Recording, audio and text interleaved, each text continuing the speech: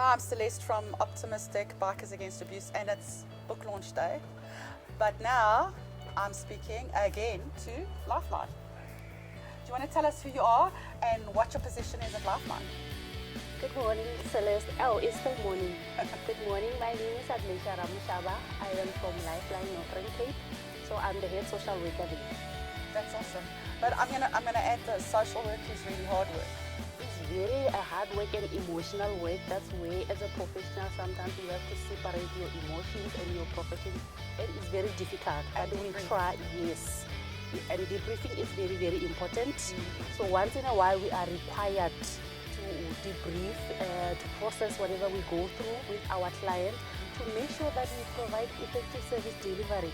Because, for example, you can be with a client, you see that I'm having a very emotional client and this situation is getting into me. Yes. But at the same time, I have to separate. I have to make sure that my client doesn't see my emotions. Yes. So that I can provide effective counseling to my client. Yes, because there's a lot of bad press around social workers, right? But I want to say that in my experience, social workers in South Africa are overworked, have too many cases, and a lot of the times the reasons why people fall through the cracks is because of that and not because of a lack of commitment.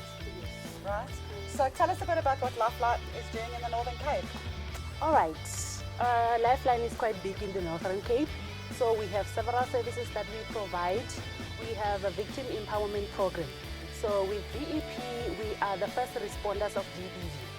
So we are mostly stationed at the hospital during the weekends. We also provide the services during the week at the office. Yes.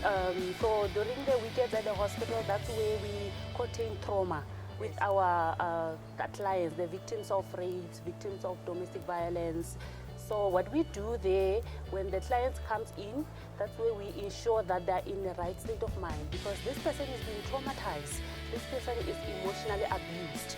So we first explain the process that the medical doctor is going to do, make sure they are comfortable, provide them with something to make them comfortable, and yes. And then after that, we trauma debrief, yes, and then we also explain the process of HTS, which is HIV testing and services. That's right. Yes, because before the client could leave the hospital, we have to ensure that we are also minimizing the risk of them contracting HIV. Yes, by providing the post-exposure pill. Yes, and also things like pregnancies. We also test the medical. Making sure that people are educated in what their choices are. Yes. And taking into account that the first 48 hours they probably don't know what decisions they make. Right? So I think it's a really important service. But then you're also activists and you also do other social work functions. So you've got like a big job. Yes, yes. As LifeLine, we also go out to communities. Yes. That's where we educate the public about GBV, about HIV and AIDS, protecting themselves. We also educate the public, especially men, to say that it is your responsibility to protect women. Because if not you, who else? Remember, if it's not your sister, it's your mother, it's your neighbor. So it is the duty of the whole community to do that. And then you work across the community as well. So you work with men, you work with women, you are intersectional. It's a nice word. Intersectional means that we aren't feminists and we aren't into male toxicity, female toxicity. It means that we are working across the board in connected humanity. And that's one of the reasons why Optimistic and LifeLine link so well.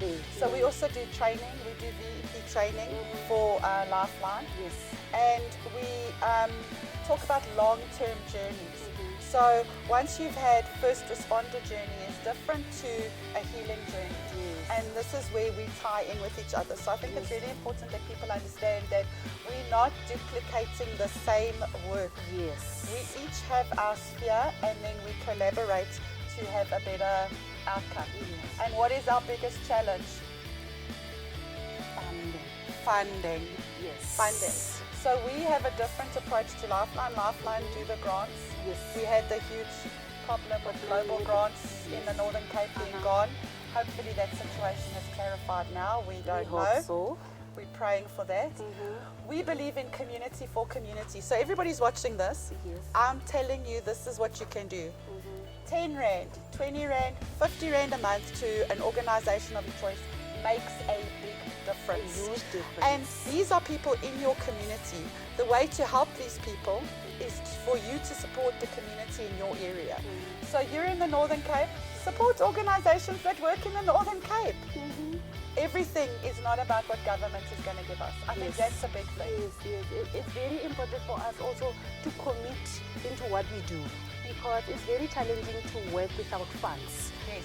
So no matter what happens, we know that it's going to be difficult, but at the end of the day, we must do the job. Yes. So the government department must also know that it's very hard for us to execute these programs without funding. Absolutely. So we really need this funding. Absolutely. Yes. And the other thing is together we're stronger, right? So that's a big thing for us. Together we're stronger, and in your community, by your community, for your community, fund the people who work in your community.